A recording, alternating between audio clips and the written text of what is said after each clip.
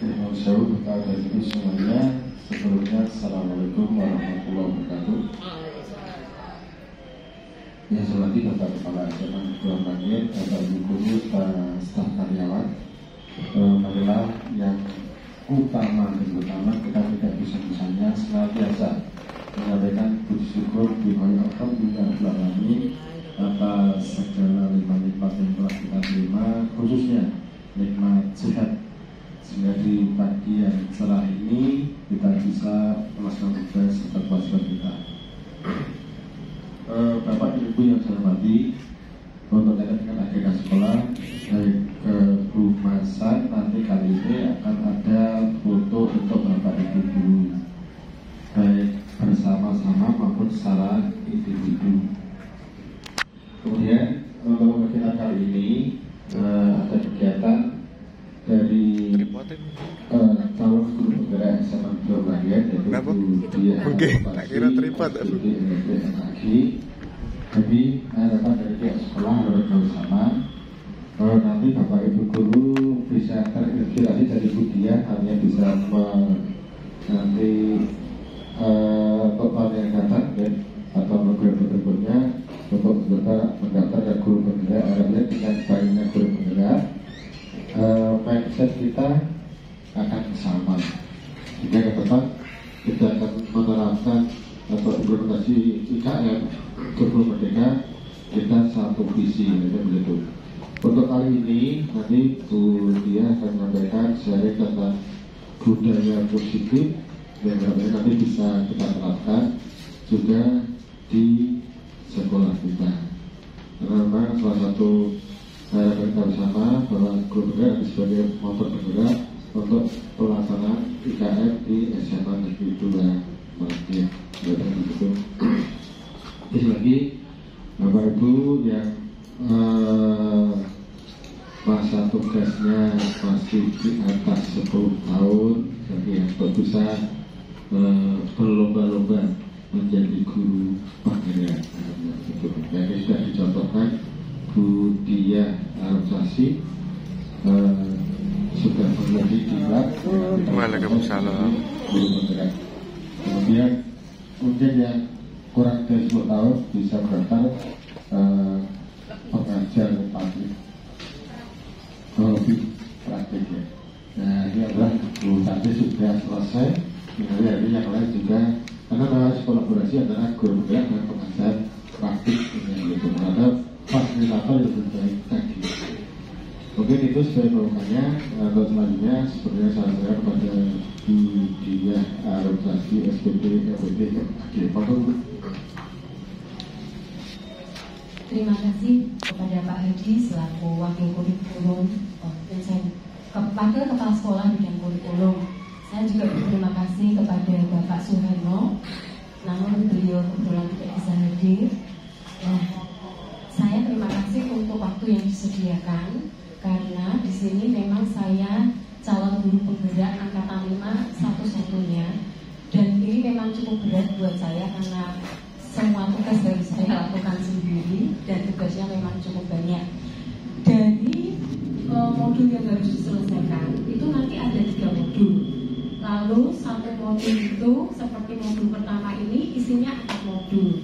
Yang modul 1.1 mengenai filosofi Diajari Wantoro, yang kedua mengenai Prakasa Perubahan, yang ketiga itu mengenai nilai guru penggerak, yang ketiga mengenai visi dan Prakasa Perubahan, dan yang keempat ini adalah mengenai budaya positif. Nah, untuk aksi nyata ini memang harus saya lakukan sebagai calon guru penggerak, karena ini nanti merupakan laporan yang harus disampaikan kepada fasilitator dan Kemendikbud terkait dengan aksi nyata yang sudah dilakukan di SMA Negeri 2 Bangil atau di satuan pendidikan.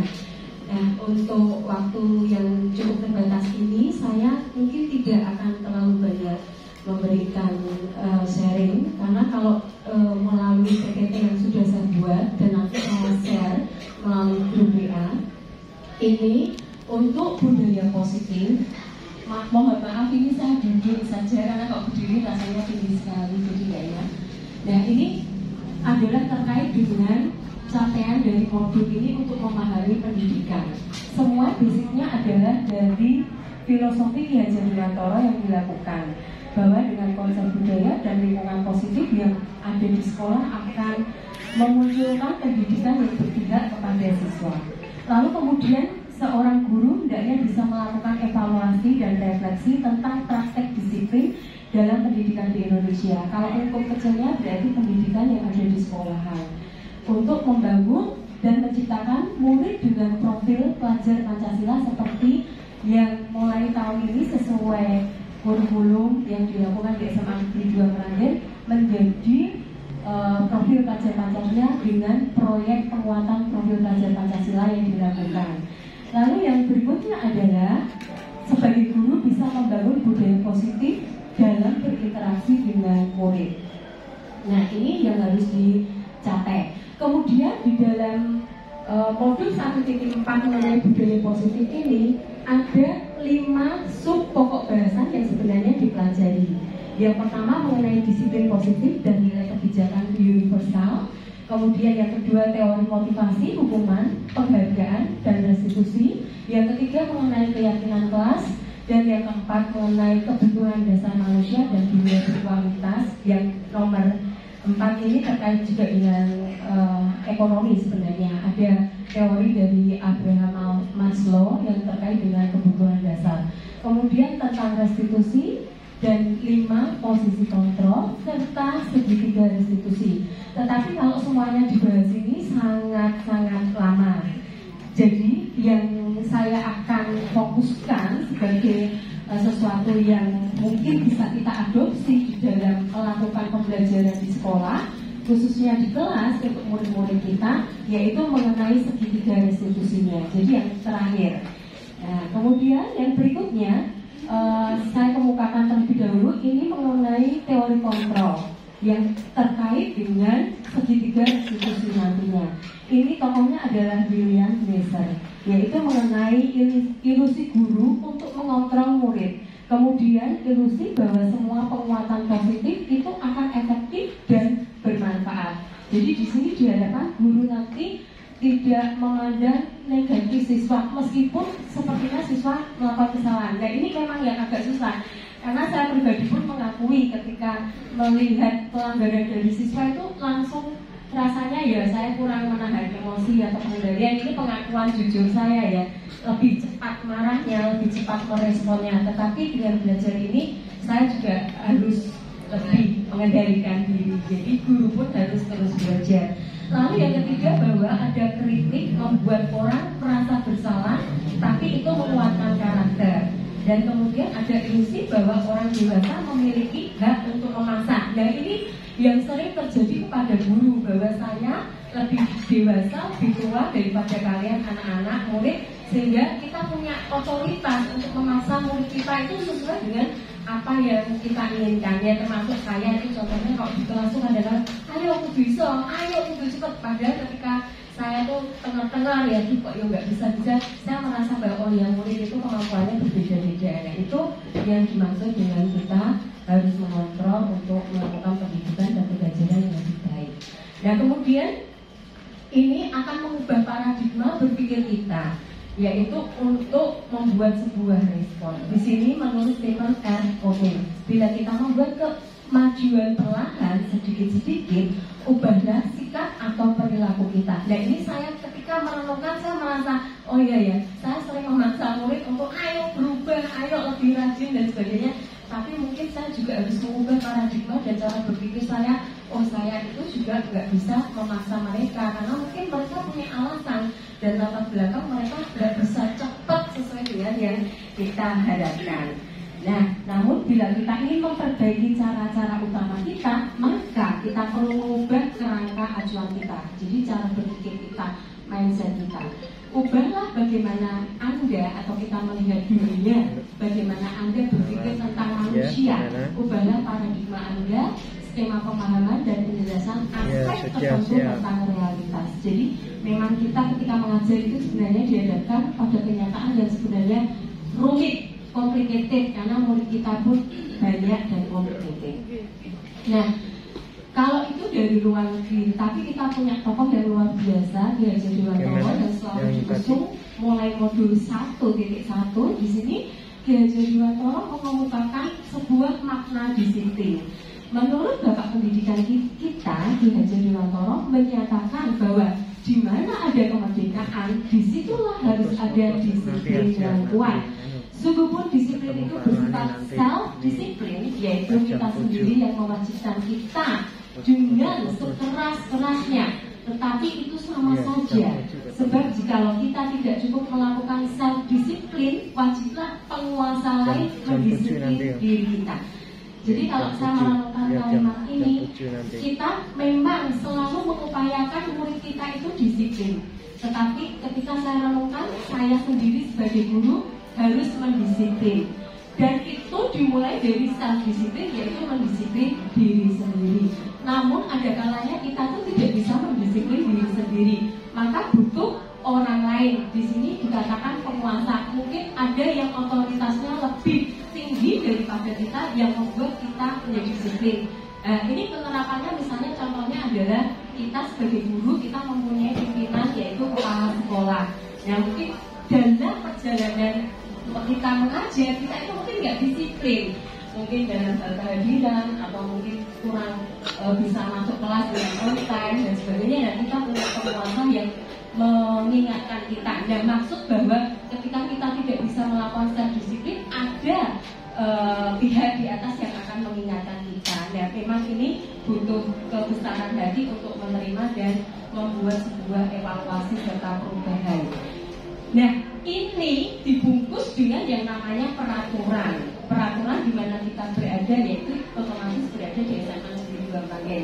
Dan peraturan demikian itulah harus ada di dalam suasana yang merdeka. Yang sering kita usung adalah mengenai merdeka belajar, merdeka mengajar. Dan tetapi di sini filosofinya adalah daripada Ki Hajar Dewantoro itu sendiri, bahwasanya di dalam kemerdekaan harus ada disiplin. Artinya dan ketika kita mungkin memerdekakan siswa dengan perasaan yang bahagia, senang belajar, tetapi itu kita masih mengontrol mereka di dalam sebuah kontrak belajar atau peraturan di dalam kelas. Nah, itu maksudnya seperti itu. Nah, adapun definisi kata merdeka menurut Ki Hajar Dewantoro adalah, wah ini Pak Anggit ini ya, semoga saya tidak salah membaca atau buka ya. Mardika iku jarwanya ora mung lepase pangre. Ini saya yang Jermanis, saya Mardika ya. Ya, saya jadi ingat punya murid yang namanya Mardika Mahendra. Nggih uga kuat kuasa aman diri priyangga. Ya saya baca bahasa Indonesianya aja ya. Apa ada nanti mungkin bisa menggunakan. Merdeka itu artinya tidak hanya terlepas dari perintah, akan tetapi juga cakap. Ya, cakap di sini berarti ada mengandung kondisi terampil buat pemerintah diri sendiri. Ya, ini memang sangat sulit sih, tapi ini merupakan hal yang semoga bisa kita terima dan kita aplikasikan kita sebagai guru. Nah, di dalam nilai kebajikan itu ada nilai kebajikan universal, yaitu nilai kebajikan yang disepakati bersama, lepas dari suku, bangsa, agama, bahasa maupun latar belakangnya.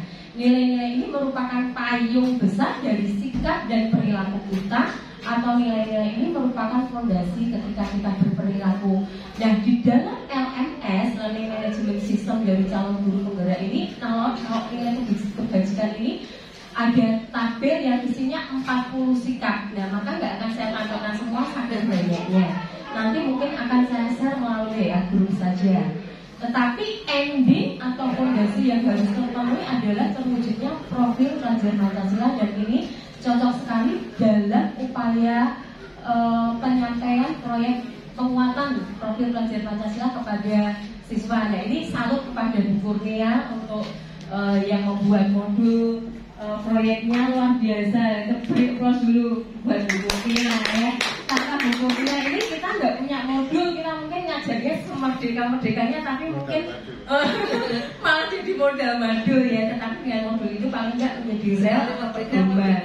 Iya, sama-sama belajar ya. Jadi di dalam tim itu pun ada kolaborasi yang luar biasa. Tetapi profil pelajar Pancasila yang memiliki 6 dimensi, yaitu beriman, bertakwa kepada Tuhan Yang Maha Esa, berakhlak mulia, mandiri, bernalar kritis, berkebinekaan global, bergotong royong, dan kreatif itu nantinya bisa terpenuhi melalui setiap kegiatan proyek yang dilakukan. Walaupun mungkin dalam prakteknya jujur saja kita tersandung-sandung dan tertati-tati karena baru pertama kali dilakukan di sekolah kita. Tapi yakin bersama kita bisa. Nah, kemudian ini adalah mengenai sikap murid yang sebenarnya dihadapkan sesuai dengan nilai kebajikan yang ada menurut IDO Primary Years Program. Ini menurut sikap murid ada toleransi, rasa hormat, integritas, mandiri, menghargai, antusias, empati, keingintahuan, kreativitas, kerjasama, percaya diri, dan komitmen. Wah, ini luar biasa. Karena adanya terpenuhi, mungkin kita tidak akan pernah melihat pelanggaran oleh siswa-siswa kita di SMA kita kalau semuanya terpenuhi. Tetapi itu idealnya, tapi kita kan masih punya masalah. Nah, ini nanti yang harus diselesaikan atau diupayakan dengan segitiga restitusi. Kemudian ada keterampilan hidup, life skill yang nantinya harus dipunyai oleh siswa kita, bukan hanya kognitif. Di sini adalah dapat dipercaya, lurus hati, pendengar yang aktif, tidak merendahkan orang lain, dan memberikan yang terbaik dari diri ini yang harus digali dari murid-murid kita. Nah, kemudian untuk petunjuk hidup, ya ini juga ada di DRS. Ini ada peduli, penalaran, bekerja sama, keberanian, keingintahuan, usaha, keluasan, fleksibilitas, berorganisasi, kesabaran, keteguhan hati, kehormatan, memiliki rasa humor, berinisiatif, integritas, pemecahan masalah, sumber pengetahuan, tanggung jawab, persahabatan. Nah, mungkin ketika kita merenungkan sambil mengamati siswa kita, kira-kira nanti siswa kita yang belum yang mana ya. Nanti kalau misalnya terlalu banyak, ya mungkin kita sentuhannya langkah per langkah. Maka di dalam guru penggerak yang ada, atau nanti suatu saat saya share di skin yang lain, ada yang namanya rencana tindak lanjut yang harus dilakukan oleh setiap guru sebenarnya ketika menemukan kasus di dalam kelas ataupun di dalam siswa perwaliannya. Nah, kemudian yang berikutnya ini refleksi, yaitu bagi kita semua, saya dan Bapak Ibu guru semua yang katakanlah mempunyai tahun-tahun yang berbeda menjadi guru, tetapi mungkin ini menjadi reminder bagi kita bagaimana apa ya strategi yang sudah kita terapkan untuk mendisiplin positif kepada murid kita. Lalu hasilnya bagaimana ya pada perilaku. Nah, ini nanti mungkin akan terkoneksi ketika saya mungkin akan memberikan Google Form kepada Bapak Ibu semuanya. Nah, ini mengenai budaya positif dalam modul 1.4 yang ada dalam calon guru penggerak yang saya harus bagikan kepada Bapak Ibu semua. Dan memang ini penugasan, tetapi saya harap dan saya memiliki sebuah kerinduan kita semua nanti bisa memperoleh manfaat dari apa yang ada ini. Kemudian saya akan sampaikan satu lagi yang tadi breakdown dari budaya positif, yaitu mengenai segitiga restitusi. Nah, segitiga restitusi ini sudah saya lakukan dan ini memang sudah saya upload di YouTube karena memang menjadi sebuah penilaian, menjadi poin dalam demonstrasi kontekstual. Nah, seperti ini. Ya. Nah, demonstrasi kontekstualnya seperti ini. Maaf ya, ini ada suaranya karena memang guru penggerak ketika mengupload video itu harus disertai dengan suara. Tapi saya bersyukur SMA 2 Merangin pernah melakukan IHT dan di camp itu menjadi modal ketika saya dalam PJJ mengerjakan beberapa materi, dan di sini ada keuntungannya ketika dari guru penggerak harus tugasnya seperti ini semua. Jadi mengenai segitiga restitusi adalah melaksanakan praktik segitiga restitusi. Nah, restitusi itu sendiri apa? Ini ada tokohnya yang bernama Diana Goosen dalam bukunya Restitution Restructuring School Discipline 2001. Telah merancang sebuah tahapan untuk memudahkan para guru dan orang tua dalam melakukan proses untuk menyiapkan anaknya dalam melakukan restitusi yang dinamakan segitiga restitusi. Nah, tujuan pembelajarannya adalah untuk menanamkan disiplin, yang kedua membimbing siswa, dan yang ketiga melakukan reflektif supaya budaya positif tadi dalam PPT yang pertama tadi tercapai. Nah, di sini kita melihat bahwa disiplin itu adalah sebuah goals atau tujuan, dan disiplin sekaligus menjadi sebuah masalah yang tradisional, bahkan terus-menerus. Dari tahun 2000 saya mengajar sebagai seorang GTT sampai 2022, berarti 22 tahun, masalah disiplin itu selalu ada, dan mungkin hampir setiap hari kita menemukan pelanggaran dari siswa-siswa kita. Perlunya segitiga restitusi, yaitu dipresentasikan dalam 3 langkah yang harusnya tidak kaku. Kita boleh melewati 1 langkah, tapi kalau saya mempelajari ini sebenarnya harus dilakukan semuanya. Nah, ini semua guru sebenarnya sudah melakukan, tetapi mungkin belum menamainya menjadi segitiga restitusi. Dan di sini ada perbedaan antara segitiga restitusi itu sendiri dengan teori kontrol. Nah, kemudian bentuknya adalah seperti ini. Jadi mulai dari tahap pertama yang bernama menstabilkan identitas. Jadi langkah pertama ketika kita mendapati ada ketidakdisiplinan, kita akan bertanya atau menguatkan kepada siswa bahwa oh, kamu melanggar itu bisa saja terjadi. Semua anak bisa melakukan pelanggaran. Itu namanya stabilitas emosi atau identitas, supaya anak itu tidak merasa bersalah dan dia tidak merasa bersendirian. Lalu yang kedua adalah bagaimana melakukan validitas tindakan yang salah. Artinya anak ditanya, apa sih alasanmu melakukan hal ini? Kenapa kok sampai terjadi pelanggaran? Misalnya anak terlambat, loh kamu kok bisa terlambat, kenapa ya, dan sebagainya. Oh bu, saya nyetrika baju karena mau foto katalog, jadi saya terlambat. Itu kemarin terjadi di kelas saya. Nah, kemudian ada juga yang bu, saya ngampiri teman, tapi temannya lola bu, loading lambat, jadinya itu terlambat. Dan itu alasan validitas kesalahan, tapi akhirnya siswa tahu, oh ini adalah kesalahan. Lalu yang ketiga adalah bertanya atau menanyakan keyakinan, atau siswa dibawa kembali kepada sebuah kontrak belajar atau kontrak di dalam kelas mengenai peraturan yang sudah dibuat. Sehingga ketika dia melakukan pelanggaran, dia ditanya, loh kamu mau jadi apa? Kok misalnya kok melanggar seperti ini? Nah, harusnya gimana? Ya yuk kita perbaiki. Nah, ini mengenai segitiga restitusi. Dan ini nanti mungkin Pak Son bisa memberikan tanggapan, karena saya yakin Pak Son lebih expert dan ahli dalam penanganan siswa-siswa yang luar biasa. Dan ya Pak Son dan teman-teman, karena kolaborasi dengan wali kelas dan guru lain, tetapi banyak masukan pasti dari Pak Son yang nanti bisa.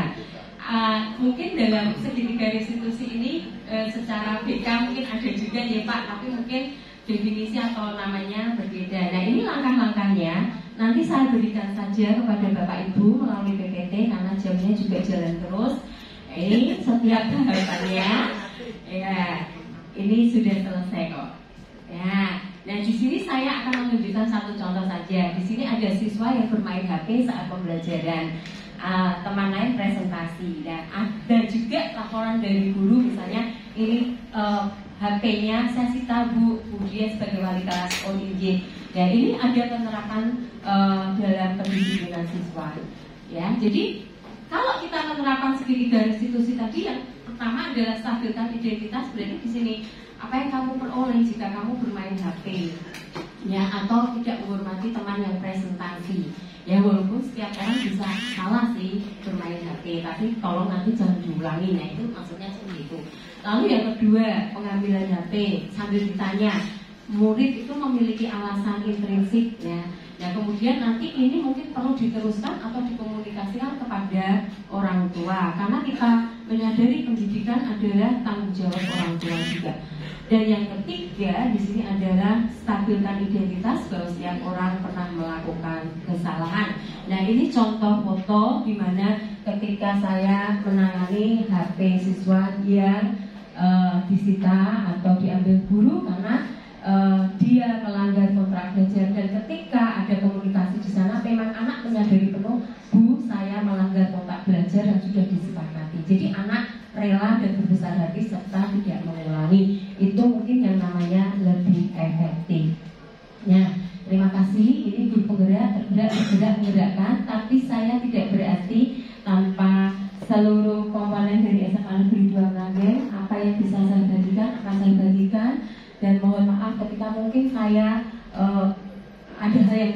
senang di dalam membagikan hal ini, dan saya sangat berharap Bapak Ibu semua saling membantu. Dan fasilitator sebenarnya berpesan bahwa ketika kita melakukan segitiga restitusi di dalam pembelajaran kita untuk menciptakan budaya positif yang ada di sekolah, kita bisa menulisnya sebagai best practice.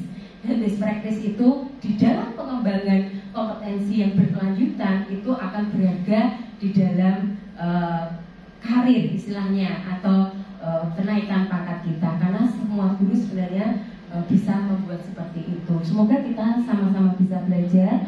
Nah, ini nanti perbedaan antara identitas gagal dan sukses saya juga berikan.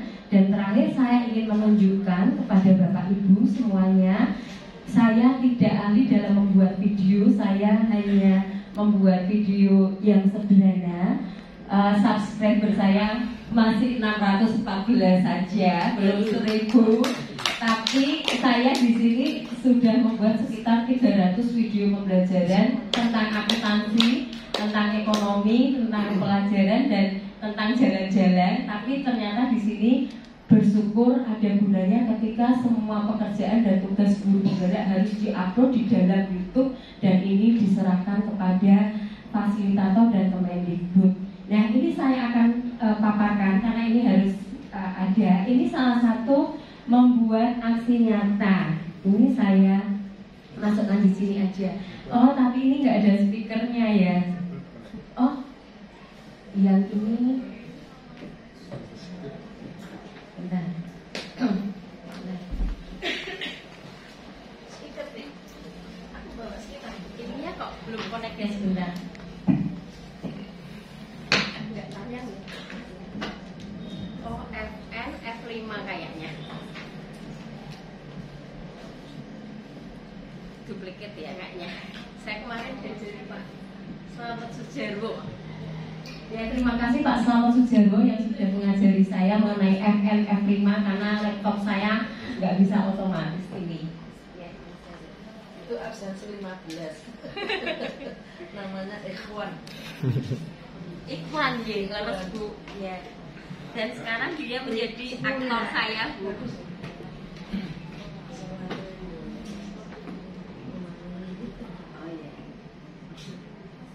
Berarti speaker on-nya 10.5. Iya.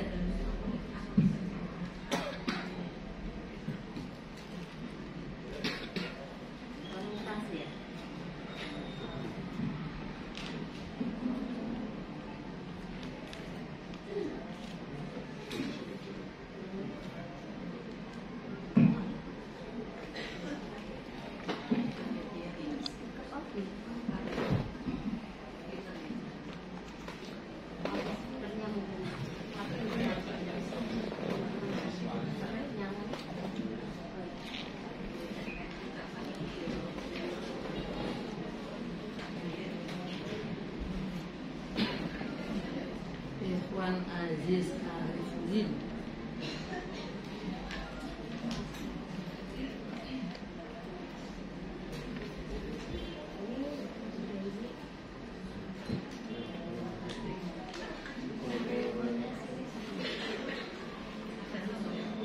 Sudah 100. Ya, ini ke error. Ya sudah, tidak apa-apa, ini keeroran dari laptop saya mungkin karena ternyata nggak bisa tampil suara. Tapi ini salah satu hal kita melakukan segitiga restitusi, nanti kelamaan mungkin. Terus kemudian ini sudah.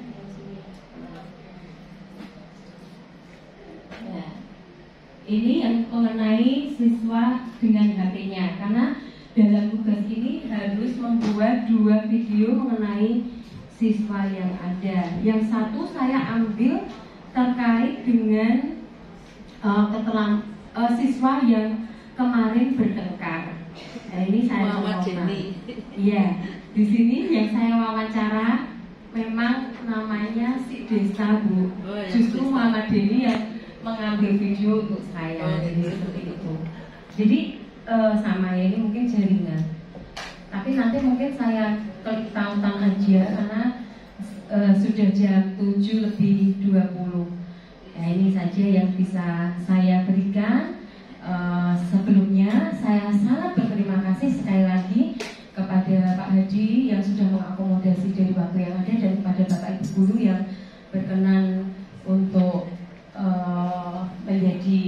kolaborator dalam acara hari ini. Tepuk tangan kita semua. Terima kasih. Atau kalau mungkin ada masukan sedikit Bu ya, kalau boleh ya. Bismillah. Saya rasa ini suatu yang sangat menarik sekali dengan diambilkannya tokoh-tokoh pendidikan dari yang sudah teruji ya teori-teorinya.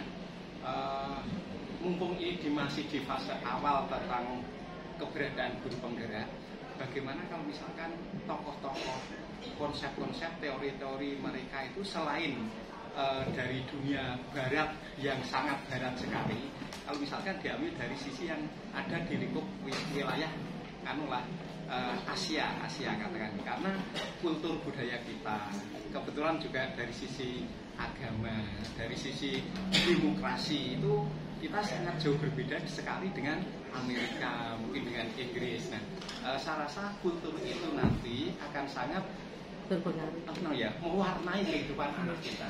Sehingga kalau teori-teori yang diambil dari sisi dekat dengan kita, kayaknya akan lebih mudah teraplikasi pada kondisi pembelajaran kita. Siap, Pak Adil. Terima kasih. Oke, Pak Adil. Terima kasih sekali untuk masukannya. Nanti dalam beberapa langkah ke depannya nanti akan dicoba untuk terus mengevaluasi dan menganalisa, dan semuanya endingnya adalah pembelajaran yang berpihak kepada murid. Itu adalah tujuan dari kurikulum Merdeka. Terima kasih banyak Pak Adil.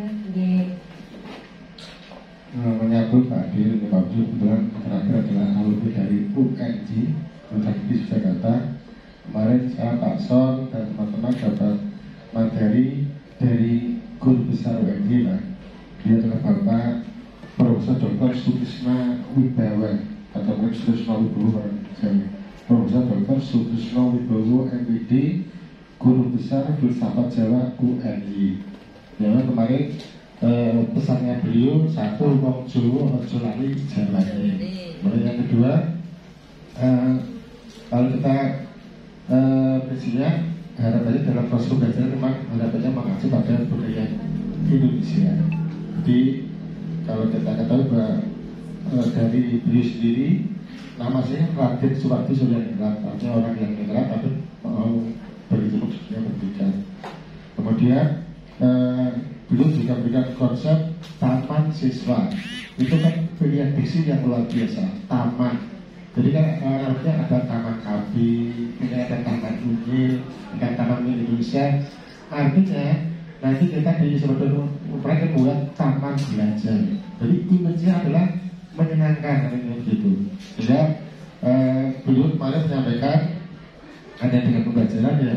Prinsipnya kalau dari sisi guru ya 3 hal utama, sosok Tulodo, mati omong kaso, tutur yang lain itu harapannya memang bisa diterapkan dalam pembelajaran. Masih tapi dia harapannya kita bisa bergerak dan nanti akan bisa menggerakkan orang lain. Kalau filosofi Wong Jawa setelah nanti nonton Budia, niteni Budia, ya nanti nambahi apa yang dilakukan Budia. Itu memang kalau dalam penelitian namanya amati, tiru dan modifikasi. Ya, gitu. ATM. Jadi begitu harapannya Bapak Ibu semuanya. Jadi harapannya nanti kita semua bisa menerapkan apa yang nanti sahabat Budia. Nanti tadi mengenai apa yang disama Pak Adil, orang Jepang itu juga bisa hebat dengan kultur budaya Jepang. Jadi nanti bangsa kita juga bisa hebat dengan kultur budaya kita sendiri. Sehingga nanti harapannya imbang ketika tadi masuk Pak Adil, referensi yang digunakan juga filosofi orang Jawa. Kadang tadi karena kita mengetahui orang Jawa karakternya berbeda dengan karakter orang Barat. Ketika penanganan sesuatu juga harusnya mengikuti filosofi orang Jawa juga. Bapak ini saya hormati, mungkin sebelum berdoa mohon keikhlasan semuanya untuk kita mendoakan arwah Bapak Haji Abdul Rozak bin Haji Nur Hadi, orang tua atau bapak dari Ibu Nur Walidah yang kemarin telah dipanggil Allah SWT. Harapan bersama semoga bisa husnul khotimah, kemudian segala kebajikan Allah SWT dan segala kesalahan diampuni Allah, dan keluarga diberikan kekuatan untuk bisa meneruskan cita-cita dari almarhum. Bismillahirrahmanirrahim. Ila hadratul Mustafa sallallahu alaihi wasallam wa alihi wa sahbihi wa sallam. Abi Haji Abdul Razak bin Haji Muradi, Allahumma fir lahu warhamhu wa afihi wa bahu. Al-Fatihah. Alhamdulillahirabbil alamin, arrahmanir rahim, maliki yaumiddin. Iyyaka na'budu wa iyyaka nasta'in, ihdinas siratal mustaqim, siratal ladzina an'amta 'alaihim. Yang kedua, alhamdulillah atas doa restu Bapak Ibu semuanya, kemarin orang tua dari Bu Yubi Setior ini atau perempuan dari Bapak Joko sudah lancar dalam operasi katarak di rumah sakit Romani. Semoga keluarga Zaidul Mahir terhindar dari segala mara bahaya.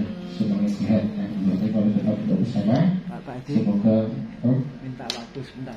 1 menit, Pak.